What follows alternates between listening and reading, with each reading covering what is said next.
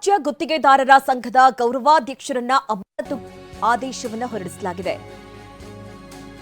ಗುತ್ತಿಗೆದಾರರಿಂದಲೇ ಕಮಿಷನ್ಗೆ ಬೇಡಿಕೆ ಇಟ್ಟಂತಹ ಆರೋಪ ಇತ್ತು. ಈ ವಿಚಾರಕ್ಕೆ ಸಂಬಂಧಪಟ್ಟಂತೆ ಈಗ ರಾಜ್ಯ ಗುತ್ತಿಗೆದಾರರ ಸಂಘದ ಗೌರವಾಧ್ಯಕ್ಷರನ್ನ ಅಮಾನತುಗೊಳಿಸಿ ಆದೇಶ ಹೊರಡಿಸಲಾಗಿರೋದು. Jagannath B Sheikh G suspend ಮಾಡಲಾಗಿದೆ. ಸಂಘದ ಸಂಘಟನಾ ಕಾರ್ಯದರ್ಶಿ ಹನುಮಂತ ಅಮಾನತುಗೊಳಿಸಲಾಗಿದೆ. ರಾಜ್ಯ ಗುತ್ತಿಗೆದಾರರ ಸಂಘದ ಅಧ್ಯಕ್ಷ ಮಂಜುನಾಥ್ ಈ ಬಗ್ಗೆ ಹೇಳಿಕೆಯನ್ನ ಕೊಟ್ಟಿದ್ದಾರೆ. ಕಮಿಷನ್ ಕೇಳಿದ್ದಕ್ಕೂ ಅಸೋಸಿಯೇಷನ್ಗೂ ಯಾವುದೇ ರೀತಿ ಸಂಬಂಧ ಇಲ್ಲ, ಖಾಸಗಿ ಸ್ಥಳದಲ್ಲಿ ನಡೆದಿರುವಂತಹ ಘಟನೆ ಅಂತ ಮಂಜುನಾಥ್ ಸ್ಪಷ್ಟನೆ ಕೊಟ್ಟಿದ್ದಾರೆ. ಅಲ್ಲ ಪರ್ಸೆಂಟೇಜ್ ಕಮ್ಮಿ ಮಾಡ್ರಿ, ಅಲ್ಲಲ್ರಿ ಇದು ಇದ್ರಾಗ ಕಮ್ಮಿ ಮಾಡ್ರಿ. ನನಗೆ ಹೆವಿ ಅದ್ರಿ ಅಲ್ಲಿ ಇಲ್ಲಿ ಕೇಳ್ರಿ. ಈಗ ನಮ್ದು ಜರ ನೋಡ್ರಿ ಜರ ಏನಂತ ಬರ್ತಿಲ್ಲ ನಾವು. ಅಲ್ಲ ನಮ್ದು ಒಂದ್ ಜರ ಹೈರಾಣ. ಈಗ ಕಾಂಟ್ರಾಕ್ಟರ್ ಆಗಿ ನೋಡ್ರಿ ನೀವು ಅಲ್ಲೇ ಕುತ್ ಮಾತಾರ ಹೇಳಿದ್ರೆ ನಾವು ಏನೇನ್ರಿ ನಾವು ಮೂರು ಕಮ್ಮಿ ಆಗ್ತಿರ್ಲಿಲ್ಲ. ಅದು ಈ ಸಾಹೇಬ್ರ ಮಾತು ಇವ್ರಿಗೆ ಬರಲ್ಲ. ಅಲ್ಲ ಈಗ ನೋಡ್ರಿ ಸಾಹೇಬ್ ಹುಷಾರ ಮುಗಿಸ್ಬಿಡು. ಸಾಹೇಬ್ರು ಮೂರು ಕಮ್ಮಿ ಮಾತಾಡ್ತಿಲ್ಲ ಹೊಟ್ಟೆನ. ಈಗ ಅರ್ಧ ಕಮ್ಮಿ ಆಯ್ತು ನನಗೆ. ಈಗ ನಮ್ದು ಮುಗಿಸ್ರಿ ಕಾಕಾರ. ಈಗ ನಾವು ಸಣ್ಣವ್ರದಿವಿ ಜಕ್ಕೊಂಡು ಹೋಗಿ ನೀವು ಅದೇನಂತಾರಲ್ಲ, ನೀವು ಒಮ್ಮೆ ನಮಗೆ ಇಲ್ಲಿಗೆ ಹಾಕಿದ್ರಿ ಸರ್. ಇಲ್ಲ ಎರಡು ಸರ್ ಇಲ್ಲ, ನನಗೆ 2.5 ಹೆವಿ ಆಗ್ತದೆ. ಬರಾಗ 2% ಕೊಡ್ತೀನಿ ರೀ. ಈಗ ನೀವು ಅದಕ್ಕೆ 3% ಅಂದ್ರೆ ನೀವು ಹೇಳ್ರಿ. ಇಲ್ಲ ನಾವು ನಮ್ದು ನೋಡ್ರಿ, ನಾವು ಸಣ್ಣವ್ರದಿವಿ ಜರ. ನೀವೇ ಇಡ್ಲಿಲ್ಲ ಅಂದ್ರೆ ಮತ್ತೆ ಅಲ್ರಿ. ಈಗ ನೀವು ಅಸೋಸಿಯೇಷನ್ದವರು ನೀವು ನಮಗೆ ಹಿಡಿಬೇಕು, ಅವ್ರಿಗೆಲ್ಲ ಕಂಡೀಷನ್ ಸರ್. ನೀವು ರಾಜ್ಯ ಗುತ್ತಿಗೆದಾರರ ಸಂಘದ ಗೌರವಾಧ್ಯಕ್ಷ Jagannath B Sheikh G suspend ಬೆನ್ನಲ್ಲೇ ಅವರು ಕೂಡ ಪ್ರತಿಕ್ರಿಯೆಯನ್ನ ನೀಡಿದ್ದಾರೆ. ಒಂದ್ ಕಡೆ ಸಂಘಟನಾ ಕಾರ್ಯದರ್ಶಿ ಹನುಮಂತ ಅವರನ್ನ ಕೂಡ ಅಮಾನತುಗೊಳಿಸಲಾಗಿದೆ. ಈ ಬಗ್ಗೆ ಮಂಜುನಾಥ್ ಅವರು ಕೂಡ ಪ್ರತಿಕ್ರಿಯೆಯನ್ನ ಕೊಟ್ಟಿದ್ರು. ಏನು ಇದು ಖಾಸಗಿಯಾಗಿ ನಡೆದಿರುವಂತಹ ವಿಚಾರ, ಇದಕ್ಕೂ ಸಂಘಕ್ಕೂ ಯಾವುದೇ ರೀತಿ ಸಂಬಂಧ ಇಲ್ಲ, ಇದಕ್ಕೆ ತನಿಖೆ ನಡೆಸಬೇಕು ಅಂತ ಹೇಳಿ ಸಮಿತಿಯನ್ನ ಕೂಡ ರಚನೆ ಮಾಡಿದ್ದೀವಿ ಅನ್ನುವಂಥ ಮಾತನ್ನ ಹೇಳ್ತಾ ಇದ್ರು.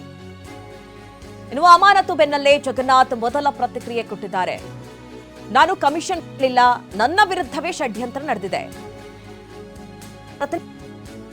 ಗುತ್ತಿಗೆದಾರರ ಸಂಘದ ಗೌರವಾಧ್ಯಕ್ಷರಾಗಿದ್ದಂತಹ ಜಗನ್ನಾಥ್ ಅವರೊಟ್ಟಿಗೆ ಮಾತನಾಡಿದ್ದಾರೆ. ಅವ್ರೇನ್ ಹೇಳಿದ್ರು ಬನ್ನಿ ನೋಡೋಣ. ಮೇಲೆ ಈಗ ಆರೋಪ ಬಂದಿದೆ, ಏನ್ ಹೇಳ್ತೀರಾ ಅದಕ್ಕೆ? ಸರ್ ಈಗ ನಾ ಪದೇ ಹೇಳ್ತಾ ಇದ್ದೀನಿ. ಪ್ರತಿಯೊಂದು ಮೀಟಿಂಗ್ದಾಗ ಏನು ಟೆಂಡರ್ದಾಗ ಭಾಳ ಗೋಲ್ಮಾಲ್ ನಡೆದದ, ದುಡ್ಡು ಇಲ್ಲದೆ ಟೆಂಡರ್ ಹಾಕಂಗಿಲ್ಲ ಅಂತೇಳಿ ಹೇಳ್ತಾ ಇದ್ದೀನಿ.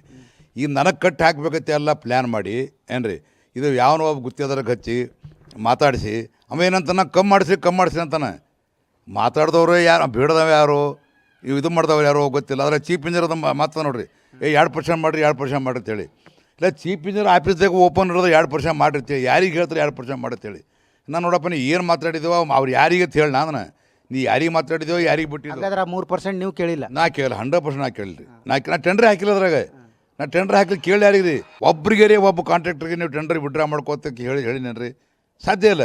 ನಾ ಯಾರಿಗೆ ಹೇಳಿಲ್ಲ ಒಟ್ಟೆ. ಇವತ್ತೂ ಬಿಡಲ್ಲ ನಾ. ಇದು ನನಗೆ ಎಂಥದೇ ಬರಲಿ ಏನೇ ಬರಲಿ ಇದು ಹೊರಗೆ ಬರಲೇಬೇಕು. ಇದಕ್ಕೆಲ್ಲ ಕಲೆಕ್ಟ್ ಮಾಡಿ ನಾ ಟೆಂಡರ್ಗಳು ಹ್ಯಾಂಗೆ ರಿಜೆಕ್ಟ್ ಮಾಡ್ತಾರೆ ನಂತೀನಿ. ಇವ್ರು ಬರೀ ಮೇಲೆ ಇದೇ ಕೇಳ್ತಾರೆ. ಎನ್ಕ್ವೈರಿ ಮಾಡಿ ಸರ್, ಈ ಥರ ಕಳ್ತನ ನಡೆದಂತ ಹೇಳಿ ಯಾಕೆ ಎನ್ಕ್ವೈರಿ ಮಾಡಿಸಲ್ರಿ? BJP ಸರ್ಕಾರ ಹೋಯ್ತು, ಕಾಂಗ್ರೆಸ್ ಸರ್ಕಾರ 2.5-3 ವರ್ಷ ಕಳೀತು. ಯಾಕೆ ಎನ್ಕ್ವೈರಿ ಮಾಡಿಸಲ್ಲಾಗಿರಿ? ನಾವು ಎನ್ಕ್ವೈರಿ ನಾ ಕಾಂಪ್ಲೇಂಟ್ ಮಾಡೋಕತ್ತೀನಿ. ಈಗ ನಾವು ಹೇಳ್ತೀನಿ, ನಾ ಪ್ರೂಫ್ ಕೊಡ್ತೀನಿ ನಿಮಗೆ, ಮಾಡಿಸ್ರಿ ಎನ್ಕ್ವೈರಿ ಮಾಡಿಸೋದಿಲ್ಲ ಬಿಡೋದಿಲ್ಲ. ಸುಂಬರಿ ಏನದು ಪ್ರೂಫ್ ಕೊಡ್ರಿ ಏನು ಪ್ರೂಫ್ ಕೊಡಿ? ನಾವು ಇದಕ್ಕೆ ರೊಕ್ಕ ನಮ್ಮ ಕೈ ತೋತಾರವರು, ಅವ್ರ ಕೈ ರೊಕ್ಕ ಕೊಟ್ಟಿದ್ದೇವೆ ನಾವು. ಹ್ಯಾಂಗೆ ತೋತಾರ? ಆಡಿಯೋ ವಿಡಿಯೋದೊಳಗೆ 3% ಅನ್ನೋ ಮಾತು ಬರುತ್ತೆ ಸರ್, ಇನ್ನೊಬ್ರು 2.5% ಅಂತ ಹೇಳ್ತಾರೆ. ಇದು ಯಾಕೆ ಮಾಡಿದ್ರು? ನಿಮ್ಮ ಮ್ಯಾಗ ಯಾಕೆ ಆರೋಪ ಬಂತು? ಖುದ್ದು ಗೌರವಾಧ್ಯಕ್ಷರೇ ಕಮಿಷನ್ ಕೇಳ್ತಿದ್ದಾರೆ ಅಂತ ಆರೋಪ. ಇದು ನಮ್ಮ ಮೇಲೆ ಇದು ಬ್ರೇಕ್ ಮಾಡೋ ಸಲಕ್ಕೆ ಮುಂದೆ ಏನೂ ಕೇಳ್ಬಿಡ್ದೇವ. ಸಾಕಿಟ್ರ ಮೇಲೆ ಏನು ಇಟ್ಟಿಗೆ ಬ್ರೇಕ್ ಆಗಲಿ, ಇದೇನರ ಮಾಡಿದ್ರೆ ನೀವು ತಾಣ ಮಾಡಿದೆವು ಅಂದ್ರೆ ಇದು ಬ್ರೇಕ್ ಆಗಲಿ ಅಂತ ಷಡ್ಯಂತ್ರ ಅದ್ರ ಇದು ಭವಿಷ್ಯದು. ಇದು ಚೀಫ್ ಇಂಜಿನಿಯರ್ ಆಫೀಸಿಗೆ ಆತಂದ್ರೆ ಲೆಕ್ಕ ಹಾಕಿರ್ಬೇಕೈತಿನ. ಚೀಫ್ ಇಂಜಿನಿಯರ್ ಹೇಳ್ತಾನೆ 2 ಮೇಲೆ ಮುಗಿಸಿರ್ತೈತಿ ಅಂತೇಳಿ. ಚೀಫ್ ಇಂಜಿನಿಯರ್ ಆಫೀಸರ್ ಆಗ್ತಾನೆ ಪ್ಲ್ಯಾನೇ ಆಯ್ತಿಲ್ಲ ಸರ್. ನಮ್ಮ ಆಫೀಸರ್ ಕರೆದ ನಾವು ಹೋಗಲೇಬೇಕಲ್ರಿ. ನಮ್ಮ ಆಫೀಸರ್ ಬಾ ಅಂತ ಬೇರೆ ಯಾರು ಕರೆದ್ರೆ ಮಾತು ಬೇರೆ. ಚೀಫ್ ಇಂಜಿನಿಯರ್ ಆಫೀಸ್ದಾಗೆ ಡೀಲ್ ನಡೆದದ ಇದು. ಅದು ಮಾತಕ್ಕೆ ಯಾವಾಗ ಆಡಿರೋ ನನಗೆ ಗೊತ್ತಿಲ್ಲ. ನಾ ಅದ್ರ ಮಾತೇ ಆಡ್ತಿದ್ದಿಲ್ಲ. ಇದು ಫಿಕ್ಸ್ ಮಾಡ್ಕೊಂಡ್ರೆ ಏನಂತಾರೆ 3% ಮಾತಾಡಿ ಈ ಇಂದ್ರಕಾಮ 2.5 ಅಂತ ನಾವು ಚೀಫ್ ಇಂಜಿನಿಯರ್ 2 ಮಾಡ್ರಿ ಅಂತಾನೆ. ಅಲ್ಲ ಯಾರು ಈ ಷಡ್ಯಂತ್ರ ಯಾರು ಮಾಡ್ಯಾರ ಸರ್? ಅಧಿಕಾರಿಗಳು ನಿಮ್ಮ ಕಾಂಟ್ರಾಕ್ಟರ್ಗಳು ಅಂತ? ನಮ್ಮ ಕಾಂಟ್ರಾಕ್ಟರ್ ಯಾಕೆ ಮಾಡ್ತಾರೆ ಪಾಪ? ಇದು ಅಧಿಕಾರಿಗಳ ಥ್ರೂನೇ ಅನ್ನೋದೇನು ಸರ್ಕಾರಿ ಅಧಿಕಾರಿಗಳು ಒಪ್ಸ್ಯಾರ ಈ ಷಡ್ಯಂತ್ರ ಮಾಡೋಕ್ಕೆ ಕಾಂಟ್ರಾಕ್ಟರ್ ಬದಲಾ ಮಾಡಿರ್ತೇಕೆ ಅಂತೇಳಿ. ನಮಗೆ ಸಮಸ್ಯೆ ಇದು. ಕ್ಯಾಮ್ರಾ ಪರ್ಸನ್ ವಿಜಯ್ ಜೊತೆ ದತ್ತಾತ್ರೇಯ ಪಾಟೀಲ್, TV9 ಕಲಬುರಗಿ. ಇನ್ನು ಕೆಂಪೇಗೌಡ ಏರ್ಪೋರ್ಟ್ನಲ್ಲಿ ಅನಾಹುತ ಒಂದು ತಪ್ಪಿದೆ ನೋಡಿ. ಏರ್ಪೋರ್ಟ್ ರನ್ವೇಗೆ ನಾಯಿಗಳು ಬರ್ತವೆ, ಬೀದಿ ನಾಯಿಗಳು ಅಂತಂದರೆ ನಮ್ಮ ವ್ಯವಸ್ಥೆ ಇನ್ನೆಷ್ಟರ ಮಟ್ಟಿಗೆ ಎಕ್ಕುಟ್ಕೊಂಡು ಹೋಗಿರಬೇಕು ಅನ್ನೋಕೆ ಒಂದು ಎಕ್ಸಾಂಪಲ್ ಇದು.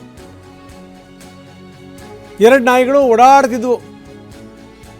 ಸದ್ಯ ಯಾವುದು ಅಷ್ಟೊತ್ತಿಗೆ ವಿಮಾನ ಬಂದಿರಲಿಲ್ಲ, ಯಾವುದೂ ಲ್ಯಾಂಡಿಂಗ್ ಇರಲಿಲ್ಲ. ಆ ಸಂದರ್ಭದಲ್ಲಿ ಹೆಂಗೋ ಅಪಾಯ ತಪ್ಪಿದೆ ನೋಡಿ.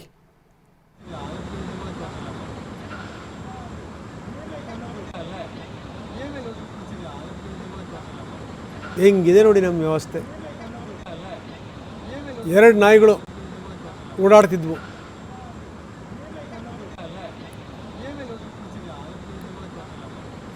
ಟರ್ಮಿನಲ್ 2ನಲ್ಲಿ, ಈ ಟರ್ಮಿನಲ್ 2 ಅಂದರೆ ಸಾಮಾನ್ಯವಾಗಿ ಈ ವಿದೇಶಿ ವಿಮಾನಗಳು ಬರ್ತವೆ, ಇಂಡಿಯನ್ ಏರ್ಲೈನ್ಸ್ ವಿಮಾನಗಳು ಅಲ್ಲೇ ಬರ್ತವೆ. ಅಂಥ ಕಡೆಗೆ ನಾಯಿಗಳು ಓಡಾಡ್ತಾ ಇವೆ ಅಂತಂದರೆ ಈ ನಾಯಿಗಳ ವಿಚಾರಕ್ಕೆ ಸಂಬಂಧಪಟ್ಟಂಗೆ ಈ ಕೇಸ್ಗಳು ಎಲ್ಲಿಂದ ಎಲ್ಲಿ ತನಕ ಹೋಗಿವೆ.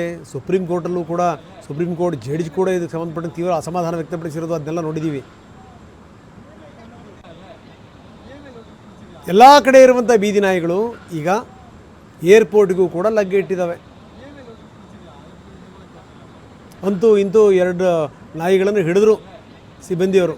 ಏನಾದರೂ ಅದೇ ಸಂದರ್ಭದಲ್ಲಿ ವಿಮಾನ ಏನಾದರೂ ಲ್ಯಾಂಡಿಂಗ್ ಇತ್ತು ಅಂತಂದರೆ ಕಟ್ಟಾಗ್ತಿತ್ತು.